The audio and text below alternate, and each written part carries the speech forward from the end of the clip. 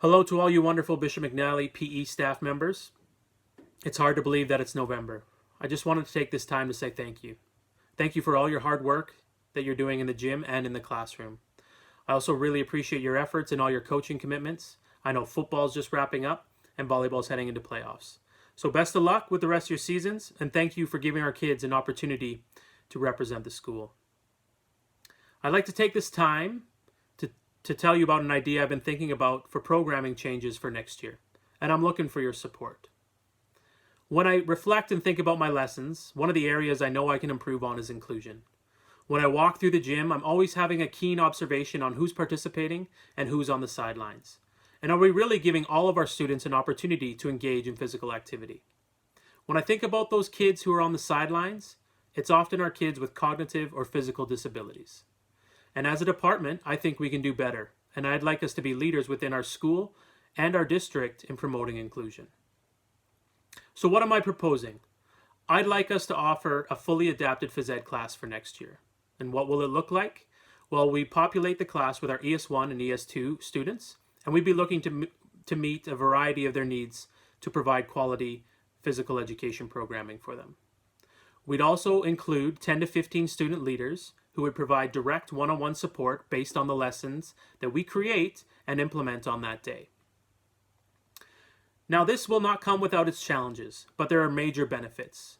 The first benefit is that we're going to promote social interaction between groups that don't necessarily engage each other that often. And number two, we're going to give our student leaders an opportunity to promote inclusion beyond their high school years.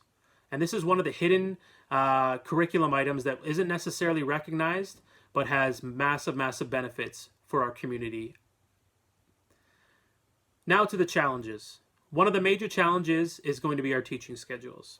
In my discussion with the registrar, we don't have any space to add this class. So what we'd be looking to do is take one of our phys ed 20 or 30 classes, remove the students from there, and populate them in our already crowded gym spaces. This is definitely going to be a challenge and something we need to consider. Secondly, we don't have any existing curriculum that is provided for adapted PE. So as a department, it would be on us to create and implement a fully adapted phys ed class. And that could be a lot of work.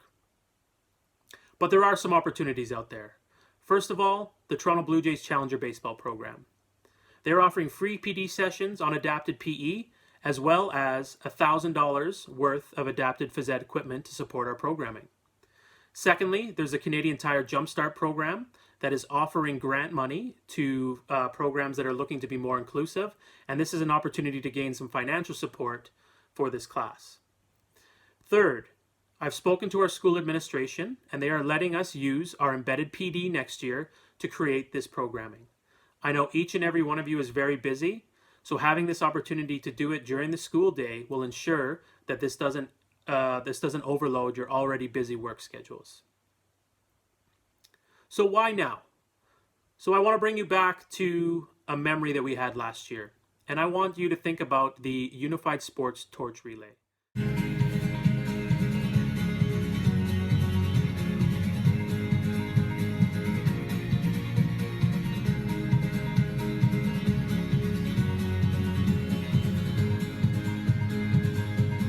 We had the whole school community lined up in the hallways, and we cheered her on as she took that torch up and down the hallways and into the gym.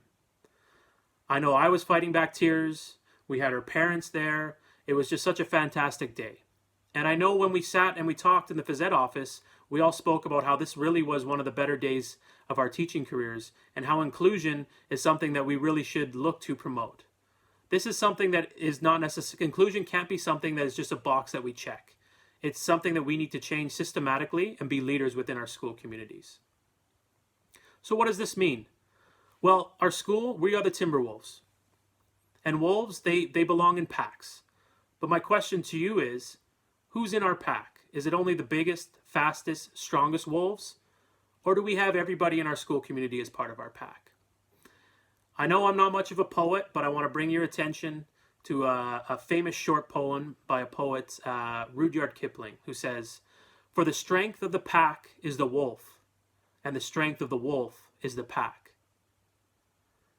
My question to you is, Are we including everyone in our pack? And how can we ensure that we take care of every member of our pack? Take some time to think about this opportunity that we have. I know that we can be leaders in inclusive programming in our school, and there will be massive benefits for not only the students, but the school community as well. Thank you very much.